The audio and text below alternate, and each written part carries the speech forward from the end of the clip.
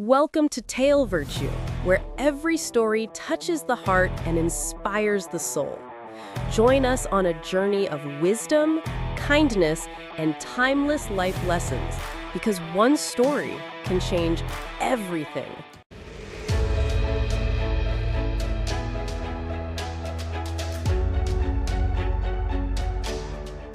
In the small town of Brooksville, surrounded by green fields and quiet hills, lived a 16-year-old boy named Ryan Miller. He was an ordinary teenager, lazy in the mornings, always running late for school, and constantly glued to his phone.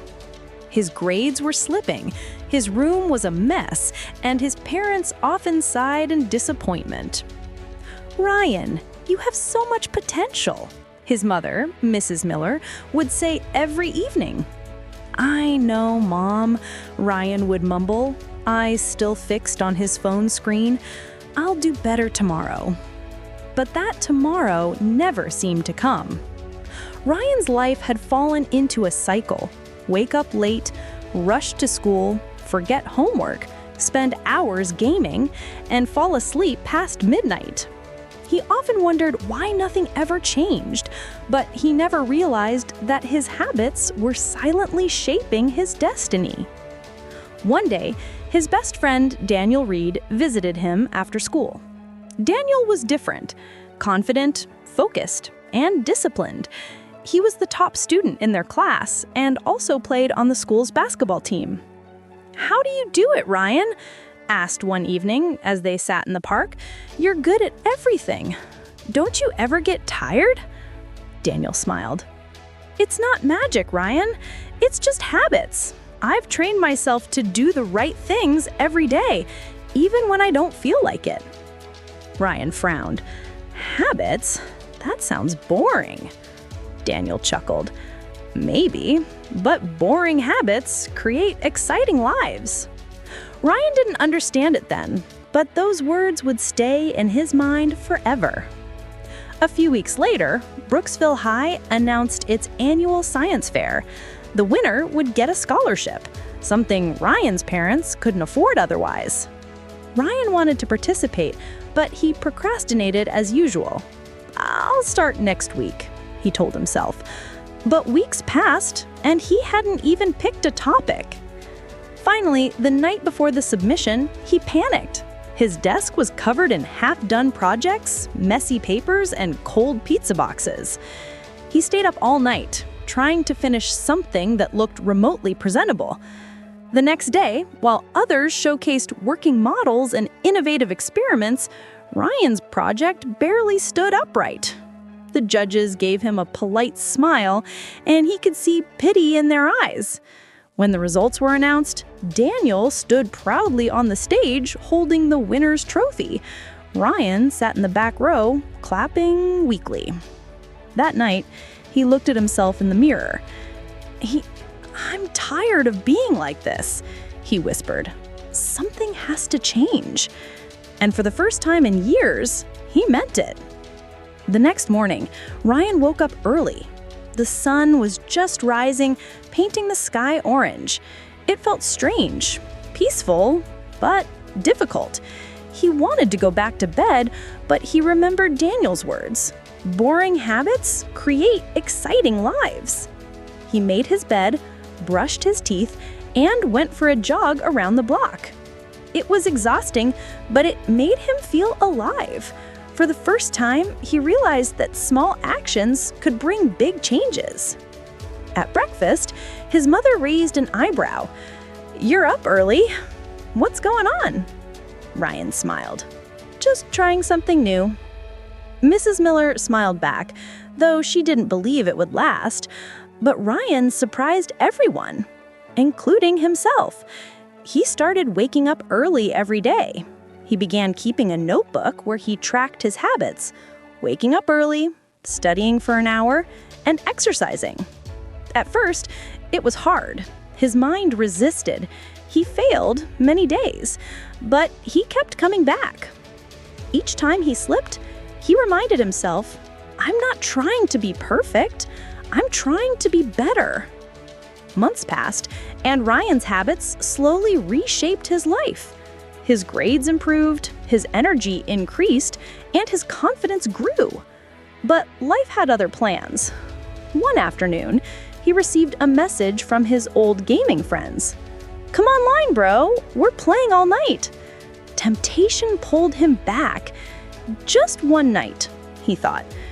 That one night turned into a week. His sleep schedule collapsed again, and he missed 2 homework deadlines. One morning, he looked in the mirror, eyes tired, guilt heavy in his chest. "I failed again," he whispered. That's when his father, Mr. Miller, entered the room. "You didn't fail, son," he said quietly. "You just stopped your habits. Start again. Failure only becomes permanent when you stop trying." Ryan nodded slowly. It hit him deeply. He realized that habits weren't about being perfect every day. They were about showing up, no matter how many times you fell. A few days later, his school announced a mentorship program. Students could volunteer to help younger kids with studies and discipline. Ryan hesitated at first. Who was he to teach anyone about discipline? But Daniel encouraged him. Sometimes teaching others helps you grow too. Ryan joined. He was assigned to mentor a 12-year-old boy named Leo Parker, who struggled with focus and confidence. Leo reminded Ryan of himself, always distracted and easily discouraged. "Do you know what helped me?" Ryan told Leo during their first session. "I started changing small habits, one at a time." Leo looked curious. "Like what?" "Like making your bed, reading for 10 minutes, avoiding your phone during homework. Small things, but powerful." Over time, Leo began improving. Seeing that made Ryan realize how far he had come. He was no longer the boy who gave up easily.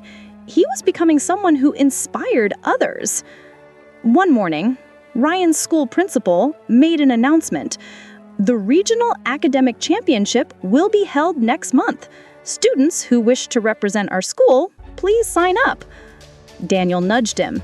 "You should join." Ryan hesitated, but then nodded. "Yeah, I will."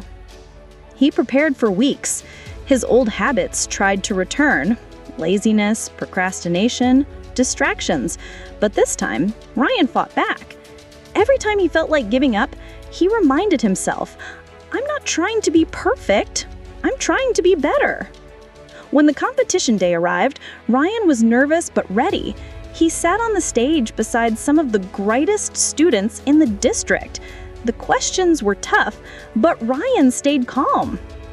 Hours later, when the results were announced, Ryan couldn't believe his ears. 3rd place, Ryan Miller from Brooksville High. The audience clapped, but for Ryan, it wasn't about the rank.